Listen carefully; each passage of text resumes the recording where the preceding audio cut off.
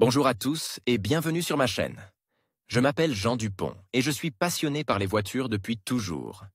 Sans beaucoup de raisonnement, passons au sujet de la vidéo. Procédure étape par étape pour démonter, réparer et si nécessaire remplacer la pompe à carburant d'une voiture VAZ 2110. Vidéo sur d'autres voitures et scooters. Signe de dysfonctionnement de la pompe à carburant. Si l'automobiliste constate que le favori, hirondelle, ne tire pas, il est fort possible que la pompe à carburant soit en panne. Les premiers signes d'une défaillance du système d'alimentation peuvent être des sifflements ou des hurlements périodiques. Tout cela s'accompagne d'une augmentation du bruit. Le cœur du système d'alimentation se trouvant dans le réservoir de carburant, il convient d'écouter s'il n'y a pas de bruit inutile à cet endroit. Pour vous assurer que la pompe fonctionne, vous pouvez vérifier la pression dans le système d'alimentation en carburant. Comment procéder? Sous le capot de la voiture, branchez un manomètre sur le connecteur de la rampe. La pression dans le réservoir de carburant ne doit pas être inférieure à 250 kPa, soit 2,5 kgf par cm². Si elle est inférieure, vous devriez envisager de changer le filtre à carburant. Il est également possible d'augmenter la pression en démontant la pompe et en nettoyant la grille d'admission, photo ci-dessus.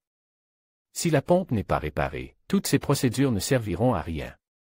La pression dans le système ne sera pas au niveau approprié et vous devrez acheter une nouvelle pompe dans le réservoir de carburant de la voiture.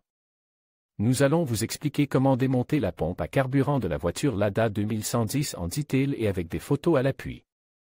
Remplacement de la pompe à carburant sur la voiture VAZ 2110. La séquence d'action est la suivante. 1.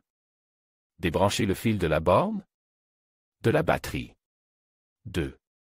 Dans le système d'alimentation, réduisez la pression au minimum. 3. Retirez le coussin du siège arrière. 4. La trappe du réservoir de carburant se trouve sous le siège, elle doit être enlevée. 5. Déconnectez le faisceau de câble du faisceau de câble. Il y a un loquet en plastique à cet endroit, poussez-le. 6. Serrez le collier de serrage. L'écrou de la cosse du tuyau doit passer à travers. 7. Dévissez les écrous fixant les tuyaux d'alimentation en carburant, 1, et de vidange, 2. Débranchez ensuite les tuyaux eux-mêmes en faisant passer les extrémités des tuyaux dans le collier. 8. Les extrémités des tuyaux sont munies de bagues d'étanchéité. Leur état doit être vérifié pour s'assurer qu'ils ne se rompent pas ou qu'ils ne perdent pas leur élasticité. En cas d'usure, ces pièces doivent être remplacées. 9. La pompe à carburant est fixée par 8 écrous.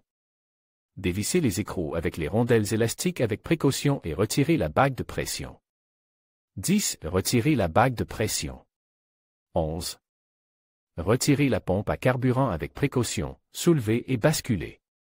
Retirez le flotteur du capteur de niveau de carburant dans le réservoir. 12. Retirez le joint torique et vérifiez qu'il n'est pas use. Le remplacez si nécessaire. 13. Installez la nouvelle pompe en procédant dans l'ordre inverse de la déposée de l'ancienne pompe. Notez que la flèche sur la pompe à carburant doit être orientée vers le pare-choc arrière de la voiture. 14. Pour serrer fermement les écrous fixant la pompe, il faut la presser vers le bas, en surmontant la résistance des ressorts. 15. Raccordez les tuyaux. L'extrémité du tuyau de vidange, 2, doit être orientée vers le pare-choc avant de la voiture et l'extrémité du tuyau d'alimentation, 1, doit être orientée vers l'arrière. Si vous avez fait tout ce qu'il fallait, après avoir remplacé tous les joints et la pompe, la voiture reprendra de la vitesse comme si elle était neuve. Bon débarras.